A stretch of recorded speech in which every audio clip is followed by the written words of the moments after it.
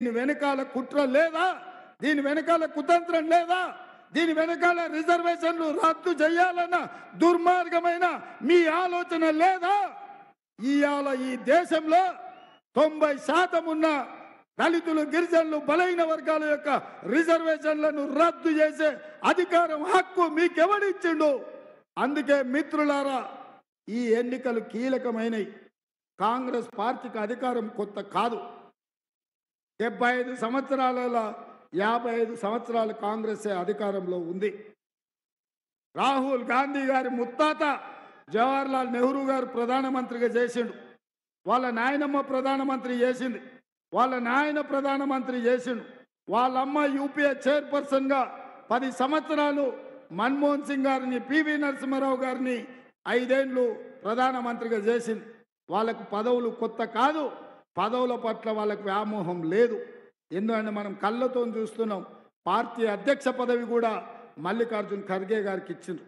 కానీ ఇవాళ నేను మీకందరికీ విజ్ఞప్తి చేస్తున్నా, మీకందరికీ నేను పర్సనల్గా మీ అందరికీ వేడుకుంటున్నా, ఈ దేశ ప్రజాస్వామ్యం, ఈ దేశంలో రాజ్యాంగం ప్రమాదంలో పడుతుంది.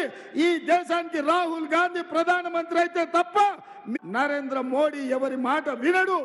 పార్లమెంటులో మెజార్టీ వచ్చిందంటే రిజర్వేషన్లు రద్దు కాబోతున్నాయి.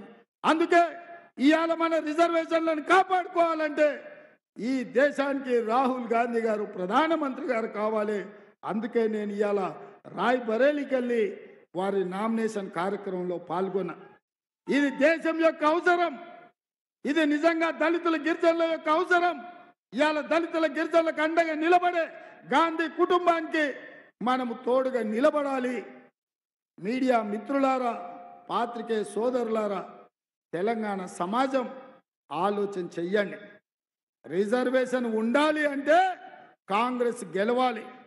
రిజర్వేషన్ రద్దు కావాలి అంటే బీజేపీకి ఓటు వేయండి.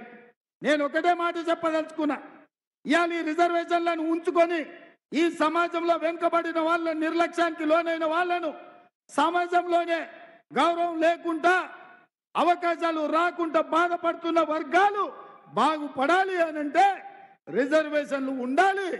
ఉన్న రిజర్వేషన్లు పెరగాలి. మీరు బీజేపీకి ఓటేసిందంటే రిజర్వేషన్లు రద్దు కాబోతున్నాయి. మిత్రులారా, ఈ ప్రమాదం నుంచి బయటపడేసే శక్తి మీ దగ్గరనే ఉంది. మనకు రాష్ట్రంలో అధికారం వచ్చింది. అధికారం మీద మనకు